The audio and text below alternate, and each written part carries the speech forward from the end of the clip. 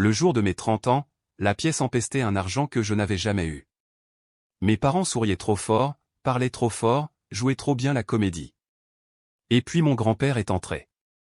Il a levé son verre, m'a regardé droit dans les yeux et a dit « Gabriel, comment as-tu dépensé ton fonds de patrimoine de 3 millions d'euros ?» Ma gorge s'est nouée. J'ai cligné des yeux, une fois, deux fois. Quel fonds de patrimoine ? Un silence de mort a brisé l'ambiance de la pièce. Mes parents ont blêmi, comme si quelqu'un venait de débrancher la prise qui les maintenait en vie. Mon grand-père n'a même pas scié. Il s'est tourné vers eux, calme comme une statue de pierre, et a demandé « Où est passé l'argent ?» À ce moment précis, j'ai réalisé deux choses à la fois. Ce n'était pas une fête, et toute ma vie, tout ce que je croyais savoir, était sur le point de se briser en deux. Je m'appelle Gabriel Armand de Valois, et ce qui s'est passé ensuite a redéfini tout ce que je croyais savoir sur la loyauté familiale et la survie. Avant de partager mon histoire, je veux savoir que vous êtes là avec moi. Dites juste « J'écoute » dans les commentaires ou dites-moi d'où vous venez. J'adore savoir jusqu'où mon histoire peut voyager. Parfois, même la plus petite connexion peut donner l'impression qu'une histoire est entendue. Merci. Et maintenant, voici mon histoire. Et si ce genre d'histoire résonne en vous, n'hésitez pas à vous abonner. Cela aide plus de gens à trouver ces moments et cela me fait savoir que quelqu'un, quelque part, s'en soucie assez pour rester. Je m'étais toujours dit que les courants d'air traversant le cadre fissuré de la fenêtre, les tuyaux qui claquaient derrière le mince mur de la cuisine et la faible odeur de rouille émanant du vieux radiateur étaient un petit prix à payer pour ma liberté. Mon studio dans le 19e arrondissement de Paris était exigu, vieillot et tenait à peine debout, mais c'était le mien. C'était le seul endroit où les attentes de mes parents et leur perfection de façade ne pouvaient pas m'atteindre. Ils vivaient à Neuilly-sur-Seine, dans un hôtel particulier de 3 étages conçu pour ressembler à une couverture de magazine d'architecture, et chaque conversation avec eux ressemblait à une performance théâtrale. Ils parlaient de galas de charité, de tournois de golf et de voyages en Italie comme si le monde n'existait que pour être impressionné par eux. Chaque fois que j'essayais de partager ce qui se passait dans ma vie, mes mots duraient à peine quelques secondes avant de se dissoudre dans leur monologue sur le statut social. La plupart du temps, je me noyais dans mon travail de graphiste freelance, assis pendant des heures dans des cafés parisiens aux tables bancales et aux machines à expresso bruyantes, essayant de respecter des délais impossibles juste pour garder mon compte en banque au-dessus de zéro. J'avais appris à survivre avec peu. J'avais appris cette leçon très tôt. À l'université, mes parents m'avaient dit qu'ils ne paieraient pas mes frais de scolarité parce que l'autonomie forgeait le caractère. Le jour de ma remise de diplôme, je n'ai reçu aucune aide pour mes prêts étudiants, juste un livre intitulé « L'indépendance financière pour les jeunes actifs ». J'ai souri pour les photos, puis je suis retourné à mon travail à temps partiel pour effectuer un autre remboursement de prêt. La seule personne qui comprenait vraiment la tension entre moi et mes parents était Jules, mon colocataire. Jules avait ce talent de me regarder et de connaître le poids que je portais avant même que je ne le sache moi-même. Il me disait toujours que j'avais vécu trop longtemps sous des responsabilités qui n'avaient jamais été les miennes, et qu'un jour, quelque chose finirait par éclater. Ce jour est arrivé plus tôt que prévu. Je finissais la révision d'un logo pour une start-up de la French Tech, mon plus gros et seul client régulier, quand l'email est arrivé. Ils avaient fait faillite du jour au lendemain. Tous les contrats, y compris le mien, étaient résiliés. J'ai fixé l'écran, relisant le court message encore et encore jusqu'à ce que les mots perdent leur sens. Puis j'ai ouvert mon application bancaire et j'ai vu le chiffre que je redoutais, il ne restait que quelques centaines d'euros. C'était comme se tenir au bord d'un gouffre sans fond. Je suis resté assis là, assommé, me demandant combien de temps encore je pourrais continuer à colmater les brèches d'une vie déjà usée jusqu'à la corde. Et c'est là que mon téléphone s'est allumé. C'était ma mère. Une partie de moi espérait qu'elle pourrait sentir quelque chose, qu'elle entendrait ma voix et remarquerait la fracture en dessous. Mais tout ce qu'elle voulait, c'était me rappeler de m'habiller correctement pour mon dîner d'anniversaire dans un grand restaurant près des Champs-Élysées. Quand je lui ai dit que je venais de perdre ma plus grande source de revenus, elle a à peine fait une pause avant de me dire de ne pas gâcher l'ambiance avec ma négativité. Puis elle a raccroché. Des heures plus tard, j'étais assis seul dans l'obscurité de mon appartement, écoutant le vent pousser contre le vieux cadre de la fenêtre, et je me demandais combien de temps je pourrais continuer à endurer une solitude qui ne vient que des gens qui sont censés vous connaître le mieux. J'ai fait mes bagages légèrement pour traverser Paris et rejoindre les beaux quartiers, bien que chaque vêtement que je pliais me rappelait le peu que je possédais. Dépenser ce qui restait de mes économies pour un VTC semblait irresponsable, mais je savais que mes parents ne toléreraient jamais une excuse, surtout pas le jour de mon anniversaire. Pendant le trajet vers l'ouest parisien, je regardais les passants discuter, rire ou somnoler paisiblement, et je les enviais. Ils semblaient légers, intouchés par la pression constante de prouver leur valeur à des gens qui ne demandaient jamais qui ils étaient vraiment sous la surface. Quand je suis arrivé à l'hôtel particulier de mes parents à Neuilly avant le dîner, quelque chose a immédiatement semblé étrange. Une voiture de luxe flambant neuve, que je n'avais jamais vue, trônait dans l'allée. L'odeur d'un parfum de créateur inconnu flottait dans le couloir. Mes parents m'ont accueilli avec des sourires rigides, et sous leur extérieur poli, il y avait quelque chose de tendu ou de l'anxiété, peut-être de la peur. Ma mère esquivait chaque question que je posais sur les finances ou les rénovations récentes. Mon père, habituellement stoïque et distant, était soudainement trop chaleureux, comme s'il répétait une scène de gentillesse. Rien ne semblait naturel. Puis est venue la première fissure.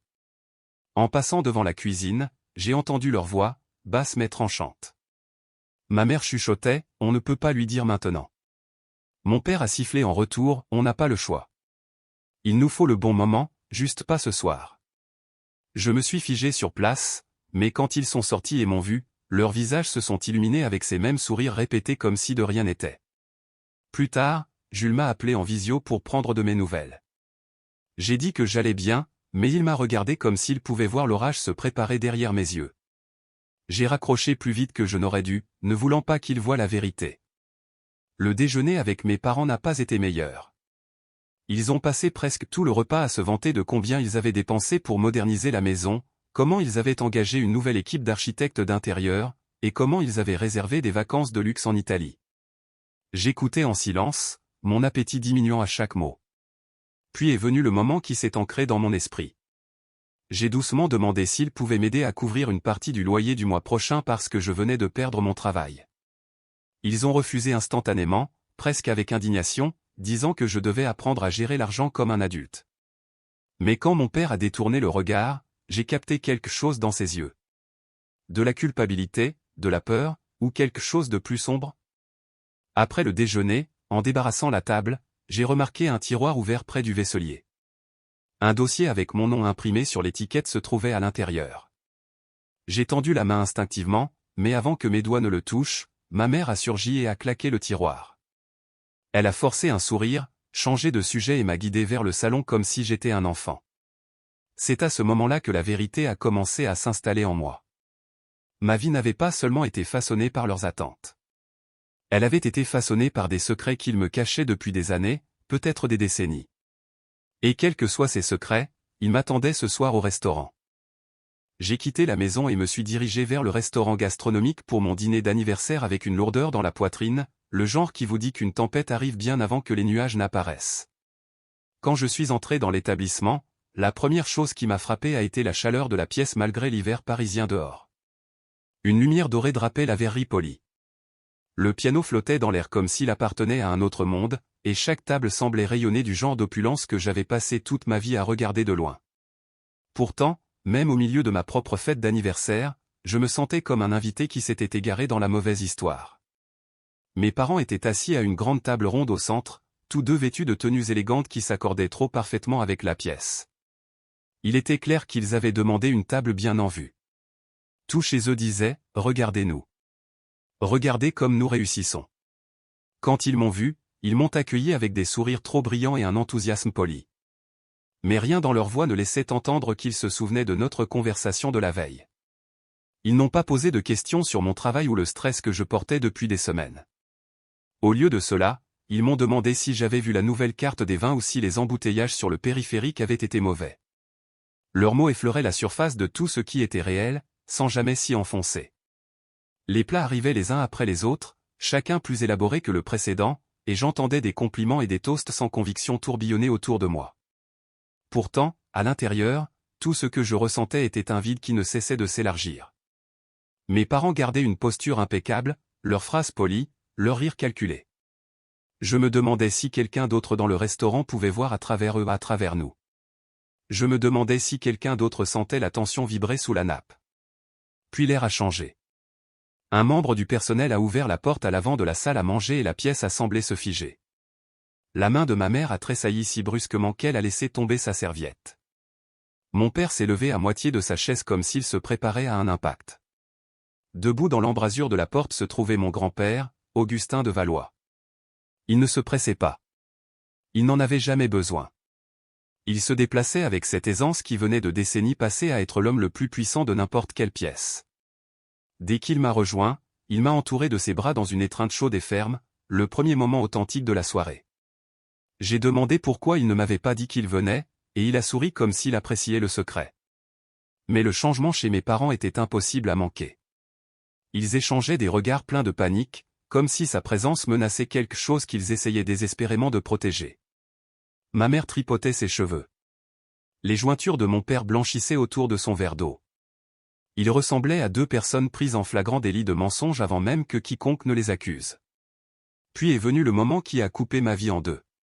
Mon grand-père a levé son verre, m'a regardé avec un calme si absolu qu'il en était presque glaçant, et a dit « Gabriel, comment as-tu dépensé ton fonds de patrimoine de 3 millions d'euros ?» Les mots n'avaient aucun sens au début. Il restait suspendu dans l'air comme une langue que je ne parlais pas. Mes mains sont devenues froides. Je l'ai regardé en clignant des yeux, ma gorge se serrant autour de la seule réponse que je pouvais former. « Quel fonds de patrimoine ?» ai-je dit. La pièce entière s'est figée. Mes parents ont pâli d'une manière que je n'avais jamais vue. Ils avaient l'air sur le point de s'effondrer. Mon grand-père n'a même pas scié.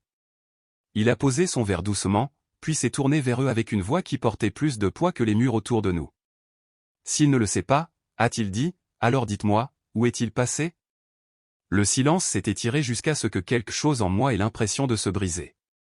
Ma mère a bégayé. Mon père a dégluti difficilement. Leur panique a fait disparaître tout le restaurant en arrière-plan. J'ai soudainement compris pourquoi ils avaient été tendus, pourquoi leur sourire avait été forcé, pourquoi leurs yeux avaient fui partout sauf vers moi. Ils cachaient quelque chose d'énorme. Un instant plus tard, le personnel s'est empressé de préparer un salon privé. Mon grand-père a posé une main ferme sur mon épaule en me guidant vers le fond. Mon cœur martelait mes côtes alors que je marchais derrière lui, sachant sans qu'on me le dise que chaque question sans réponse de ma vie allait exiger son explication. Et je n'avais aucune idée à quel point ces réponses allaient me changer. Le salon privé semblait plus froid que la salle à manger. Les murs étaient tapissés de panneaux de verre dépoli qui reflétaient l'éclairage zénital sous des angles vifs. Quand la porte s'est refermée derrière nous, le son apportait une finalité qui m'a tordu l'estomac. Je me tenais là, entouré de mes parents, de mon grand-père, de son avocat maître Delacroix et de son assistante Hélène, et j'ai réalisé que j'étais entré dans une confrontation qui se préparait bien avant ce soir. Mon grand-père a fait signe à Hélène et maître Delacroix de commencer. Ils ont bougé comme s'ils avaient répété cela. Hélène m'a tendu un dossier avec mon nom imprimé en haut. Le poids de celui-ci semblait menaçant. À l'intérieur se trouvait un relevé détaillé d'un compte financier que je n'avais jamais vu auparavant. Un fonds de placement. Le mien, établi l'année de ma naissance. Ma vision s'est légèrement brouillée en lisant. Les chiffres étaient stupéfiants. Le compte aurait dû atteindre plus de 3 millions d'euros, mais le solde indiqué était de 65 000 euros. Tout le reste, chaque euro qui aurait dû assurer mon avenir, avait disparu. Maître Delacroix a commencé à lire les transactions, paiement pour des rénovations à Neuilly, achat de véhicules de luxe, bijoux, vacances internationales, un investissement commercial raté au nom de ma mère. Chaque ligne ressemblait à un coup de poing. J'ai levé les yeux vers mes parents, cherchant sur leur visage quelque chose des remords, une explication, n'importe quoi, mais ils n'ont pas croisé mon regard. Mon père fixait la table. Ma mère pressait ses lèvres l'une contre l'autre comme si elle essayait de se retenir d'exploser. Puis est venue la révélation suivante. Un retrait massif utilisé pour acheter une villa à Deauville. La propriété valait plus que ce que la plupart des gens gagnent en une vie. Mon nom n'était pas sur l'acte de propriété. Le leur y était. Ils avaient utilisé mon fonds pour acheter une résidence secondaire et ne m'avaient jamais rien dit. Une vague d'incrédulité m'a submergé si fort que j'ai dû m'agripper à la table pour rester debout. Quand j'ai enfin retrouvé ma voix, j'ai demandé pourquoi. Pourquoi ne m'avait-il rien dit? Pourquoi avait-il pris l'argent? Mes parents ont marmonné quelque chose sur le fait de le gérer pour mon avenir, prétendant qu'ils craignaient que je ne le gaspille. Leurs excuses ont dissous les derniers vestiges des illusions que j'avais sur eux. Ce n'était pas un oubli. Ce n'était pas de la protection. C'était une trahison. Mon grand-père s'est avancé, demandant à maître Delacroix de présenter les titres de propriété. La documentation montrait clairement que mes parents avaient revendiqué la propriété. Ils n'avaient pas seulement utilisé l'argent. Ils avaient revendiqué comme le leur ce qui était censé être à moi. Même alors, mes parents cherchaient des excuses, insistant sur le fait que tout cela avait été fait pour mon bien. Je me tenais là, les entendant justifier des années de tromperie, et j'ai senti quelque chose se briser en moi. Ce n'était pas l'argent qui faisait mal. C'était de réaliser qu'ils n'avaient jamais cru que j'étais capable de gérer ma propre vie. La voix de mon grand-père a tranché la tension. Il a révélé qu'il soupçonnait des malversations bien avant ce soir. Pendant des mois, il leur avait demandé de fournir une transparence financière. Et à chaque fois, ils avaient temporisé ou fourni des informations incomplètes. Ce qui se déroulait maintenant n'était pas un malentendu. C'était un schéma. Un long schéma délibéré. J'ai fixé mes parents, réalisant que tout ce que j'avais remarqué d'étrange ces dernières années, l'attention, les nouveaux achats, le comportement secret n'étaient que des pièces d'une plus grande vérité que je n'avais pas eu le droit de voir. Et maintenant, tout était mis à nu devant moi. Mon grand-père a fermé le dossier et s'est tourné vers moi. Son expression était calme mais ferme. La façon dont quelqu'un regarde quand il sait que la prochaine étape changera tout. Il y a quelque chose d'encore plus grave que nous devons aborder ce soir, a-t-il dit. Mon pouls s'est accéléré. J'ai senti le sol bouger à nouveau sous mes pieds. Quoi qu'il arrive ensuite, je savais que ce n'était que le début de la tempête. Je pensais que le pire était d'entendre le chiffre, 65 000 restant d'un fonds qui aurait dû assurer tout mon avenir. Mais alors que je me tenais là à fixer le dossier sur la table, j'ai réalisé que ce nombre n'était que la porte d'entrée. Le vrai coup est venu quand Maître Delacroix a placé une autre pile de documents devant moi et a dit qu'il y avait plus à voir.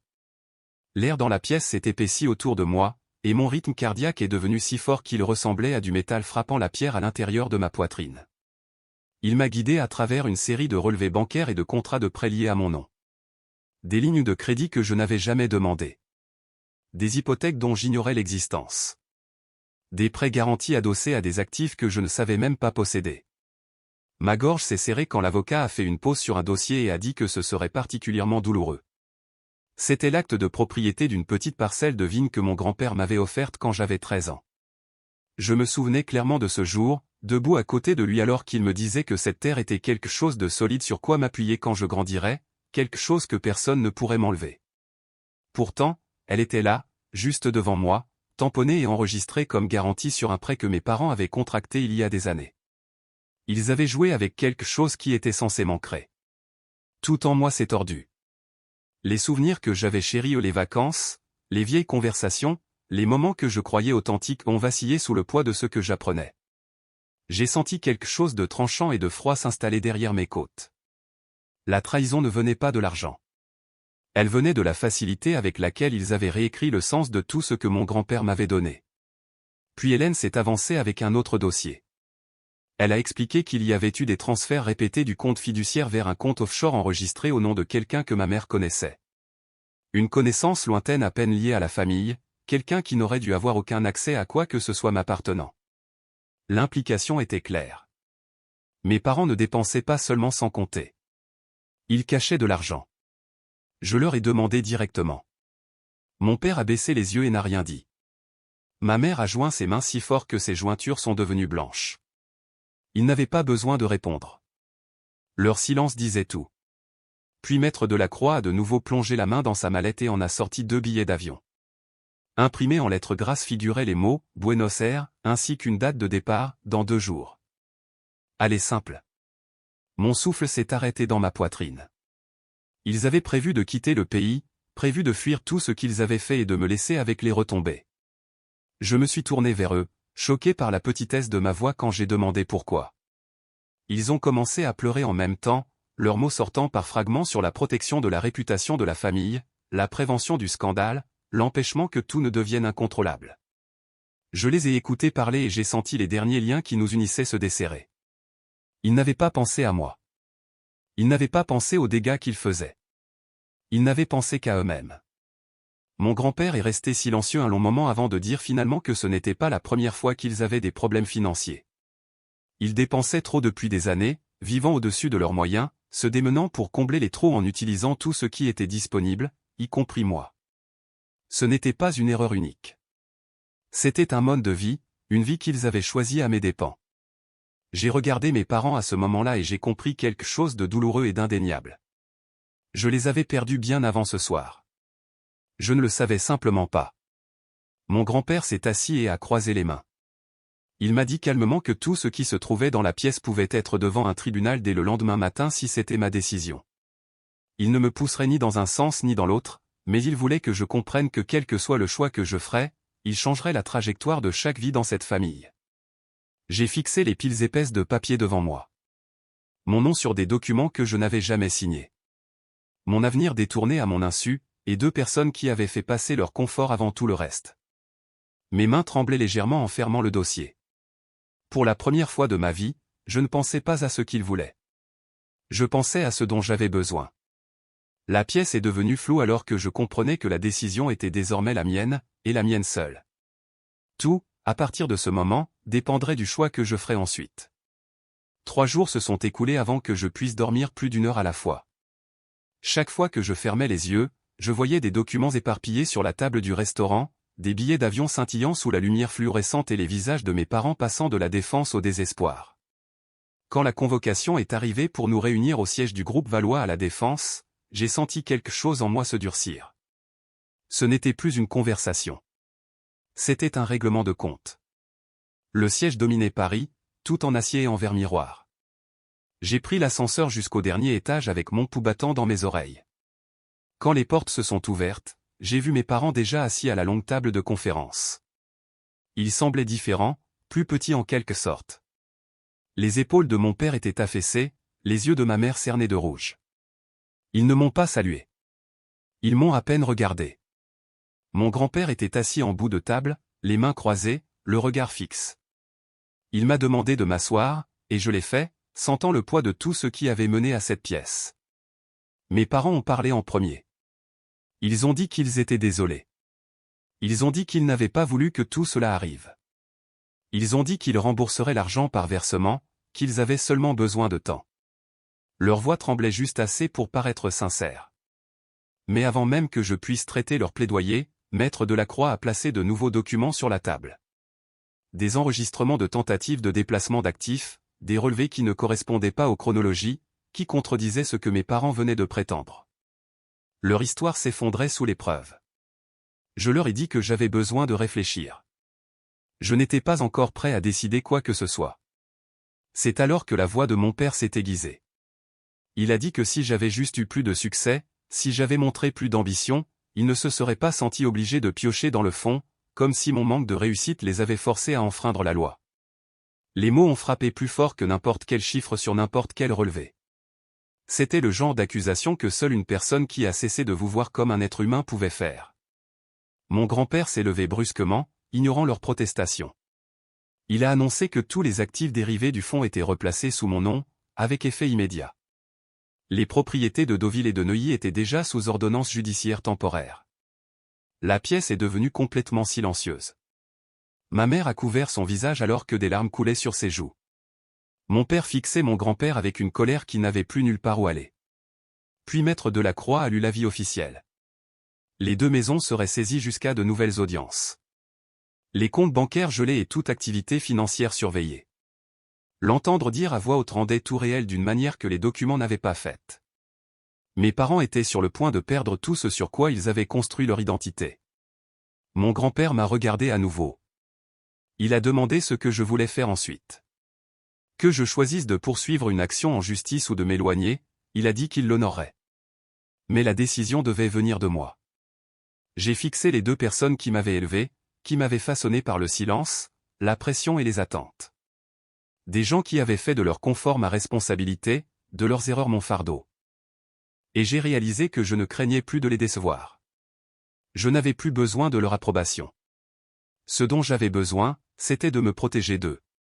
J'ai dit à mon grand-père d'aller de l'avant avec tout, de porter l'affaire devant les tribunaux. Le souffle de ma mère s'est coupé. Mon père a marmonné quelque chose dans sa barbe, mais il ne s'est pas levé, ne s'est pas battu. L'avocat a glissé les derniers documents sur la table et leur a demandé de signer, accusant réception de l'enquête. Leurs mains tremblaient en écrivant leur nom. À chaque trait de stylo, la distance entre nous s'élargissait. Quand ce fut fini, Je suis sorti de la salle de conférence et j'ai senti l'air me frapper comme une nouvelle saison. Je ne savais pas ce qui m'attendait de l'autre côté de cette décision, mais je savais une chose avec certitude. Il n'y avait pas de retour en arrière. Le matin de l'audience préliminaire semblait irréel. Je me suis réveillé dans mon nouvel appartement du Marais, la lumière du soleil s'étirant doucement sur le large parquet du salon. Et pendant un instant, je n'ai pas reconnu où j'étais. Après des années à me faufiler dans des couloirs étroits et à vivre avec le bourdonnement de vieux tuyaux, le calme ici semblait presque être une erreur, comme si j'occupais une vie qui ne m'appartenait pas. Je suis resté un moment à la fenêtre, fixant l'animation des rues parisiennes, essayant de calmer le malaise dans ma poitrine. Quand je suis sorti, la fraîcheur de l'air n'a rien fait pour me stabiliser. En approchant du palais de justice, j'ai vu des journalistes massés sur les marches, micros levés, caméras pointées comme des objectifs aiguisés. Le scandale de la famille Valois avait fait son chemin dans le domaine public, et la presse ne perdait pas de temps pour en faire la une. Voir mon nom de famille sur leur bloc-notes a fait se tordre quelque chose en moi. J'ai réalisé alors que ce n'était plus seulement le secret de notre famille qui s'effilochait. C'était un effondrement public. À l'intérieur, j'ai vu mes parents attendre avec leurs avocats. Mon père, habituellement immaculé jusqu'à l'obsession, semblait négligé aux cheveux en désordre, cravate lâche, yeux injectés de sang. Le teint de ma mère était gris, et sa posture, autrefois si disciplinée, était avachie. J'ai ressenti une lueur de douleur malgré tout. Ils n'étaient plus les figures imposantes de mon enfance. Ils étaient simplement deux personnes regardant leur monde s'écrouler. Avant le début de l'audience, j'ai rencontré mon grand-père et les avocats commis d'office. Ils m'ont informé que la nouvelle équipe juridique de mes parents prévoyait d'argumenter que j'étais au courant du fonds de placement et que j'avais négligé de le gérer correctement, que j'avais en quelque sorte contribué aux écarts financiers. Je les ai fixés avec incrédulité. Même maintenant, alors que les murs s'effondraient autour d'eux, mes parents trouvaient encore le moyen de faire de moi le bouclier qui absorbait l'impact. C'était presque stupéfiant de voir à quel point cet instinct était profondément ancré en eux. Quand nous sommes entrés dans la salle d'audience, le juge a commencé par demander à chaque partie d'expliquer ce qui était arrivé au fond au cours des dernières années. Les avocats de mes parents ont dépeint un tableau d'emprunt temporaire, de soucis parental, de protection de leur fils contre des décisions financières impulsives. Ils ont fait paraître cela noble, presque généreux. Mais entendre ces mots, connaître la vérité, connaître la tromperie, a fait monter quelque chose d'acide dans ma gorge. Puis Maître Delacroix s'est levé.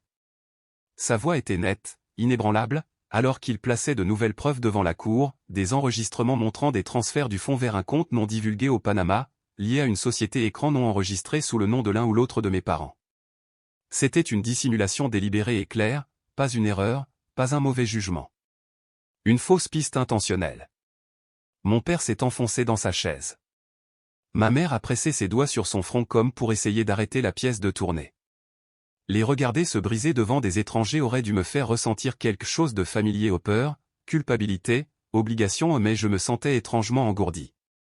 Le procureur s'est alors tourné vers moi, proposant un accord direct. Si j'acceptais de témoigner pleinement et de coopérer, l'affaire pourrait avancer rapidement, et tous les actifs restants m'appartenant de droit seraient restitués sans autre litige. L'implication persistait dans l'air.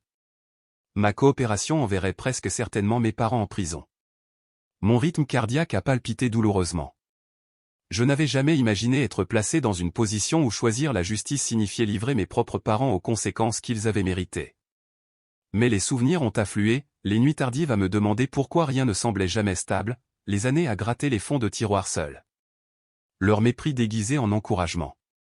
Leur rejet de chaque lutte que j'avais affrontée. Les mensonges, la manipulation, le silence. Avant que je puisse parler, mon père s'est levé brusquement. Sa voix s'est brisée alors qu'il déclarait qu'il avait agi sous la direction de ma mère, qu'elle avait tout orchestré, qu'elle avait insisté, persuadé, poussé. L'expression de ma mère s'est effondrée. Elle l'a regardé comme si elle ne le reconnaissait pas. Et pour la première fois, j'ai vu la façade d'un front uni s'effondrer complètement. Ils ne se protégeaient plus l'un l'autre. Ils se battaient pour leur survie individuelle. Le juge a appelé au calme alors que leurs avocats tentaient de contenir le chaos. Je me suis levé lentement, mes genoux tremblants, mais ma voix stable.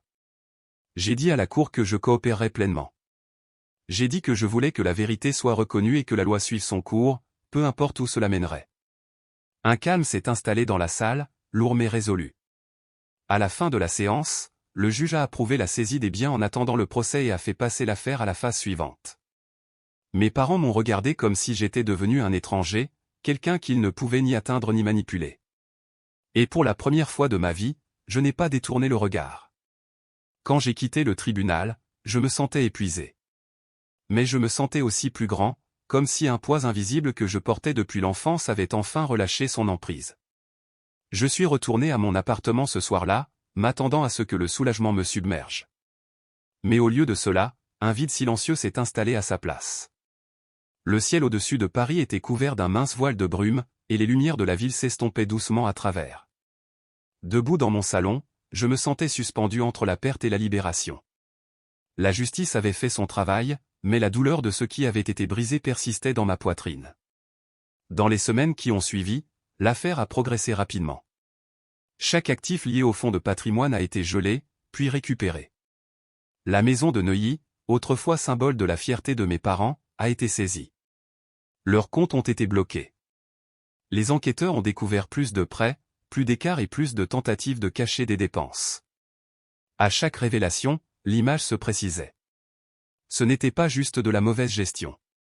C'était un mépris de longue date pour les conséquences. Puis est venue une autre découverte. Un appartement dans le centre de Paris acheté avec le fonds et enregistré sous le nom d'un parent éloigné. Je n'avais aucun souvenir que cette personne ait jamais fait partie de ma vie. Pourtant, sa signature apparaissait sur presque tous les documents pertinents.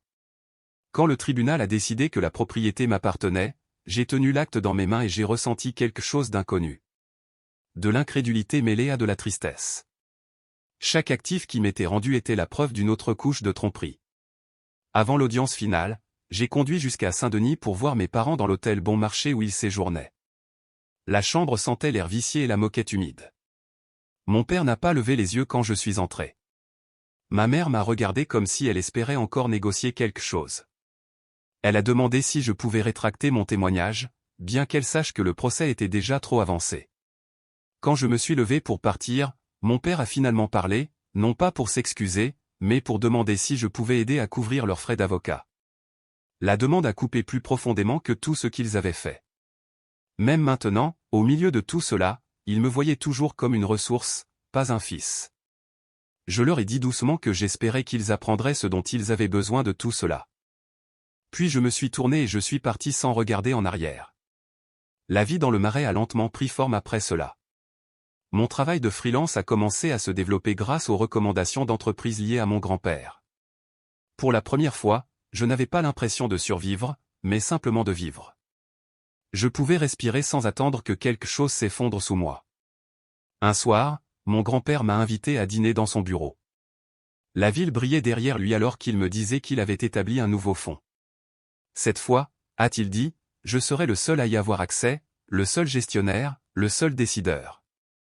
Il m'avait regardé me battre à travers des années de difficultés et il voulait que je construise quelque chose pour moi-même maintenant, sans l'ombre des erreurs de quelqu'un d'autre. Je lui ai dit que ce que je voulais le plus n'était pas la richesse. C'était le sentiment d'avoir quelqu'un qui reste. Il a posé une main sur mon épaule et a dit que parfois, la famille n'est pas les gens qui vous élèvent, mais les gens qui choisissent de se tenir à vos côtés quand tout s'effondre. En quittant le siège du groupe Valois ce soir-là, mon téléphone a vibré. C'était Jules, criant presque d'excitation. Une grande agence parisienne avait vu mes récents travaux de design et voulait un partenariat à long terme. Un nouveau chapitre s'ouvrait juste au moment où l'ancien s'installait enfin dans le silence. Cette nuit-là, je me suis tenu sur mon balcon surplombant les toits de Paris. La scène était calme, la ville respirait lentement en dessous de moi. J'ai pensé au garçon que j'avais été. Le garçon qui ne s'était jamais senti assez bien, qui portait un poids qui n'était pas le sien, qui attendait toujours que ses parents le voient. Je n'étais plus ce garçon. J'ai chuchoté dans l'air frais que ce n'était pas une victoire sur mes parents. C'était une victoire sur la version de moi-même qui pensait n'avoir aucun pouvoir. Je n'avais pas seulement récupéré ce qui m'appartenait. Je m'étais récupéré moi-même. Dans le calme qui a suivi, je me suis surpris à penser à quel point la guérison est vraiment étrange. Elle n'arrive pas avec des feux d'artifice ou de grandes déclarations. Elle vient par petites respirations, dans des matins où le poids sur votre poitrine semble plus léger. Dans des moments où vous ouvrez les yeux et réalisez que vous ne vous préparez plus à l'impact. Debout sur ce balcon, regardant la ville passer du jour à la nuit, j'ai compris quelque chose de simple mais profond. La survie m'avait façonné. Mais elle ne me définissait plus. J'avais enfin la chance de construire une vie basée sur le choix, pas sur les dégâts. Et cette réalisation seule ressemblait à la récupération d'une partie de moi-même que je ne savais pas avoir perdue. Peut-être est-ce la vérité silencieuse cachée dans des chapitres douloureux comme le mien. Nous n'obtenons pas toujours les excuses que nous méritons. Nous n'obtenons pas toujours la conclusion que nous espérions. Mais nous pouvons toujours aller de l'avant. Nous pouvons toujours décider qui nous devenons après que tout s'effondre. Et parfois, se choisir soi-même, vraiment se choisir soi-même, est la chose la plus courageuse que vous ferez jamais. Si vous êtes toujours là avec moi, merci. Cela signifie plus que vous ne le savez d'avoir quelqu'un qui écoute de l'autre côté de cette histoire. Et avant de partir, j'aimerais savoir que vous étiez là. Laissez un « salut » dans les commentaires ou dites-moi d'où vous regardez. Je les lis tous, chacun d'entre eux. Et cela me rappelle que même les histoires les plus lourdes peuvent trouver leur chemin dans un espace partagé. Et si vous souhaitez rester pour le prochain chapitre ou la prochaine histoire qui pourrait sembler un peu trop familière, vous êtes les bienvenus pour vous abonner. Cela aide ces histoires à atteindre les personnes qui en ont besoin, et cela me fait savoir que je ne parle pas dans une pièce vide. Merci d'avoir écouté. Merci d'être resté. Et où que vous soyez ce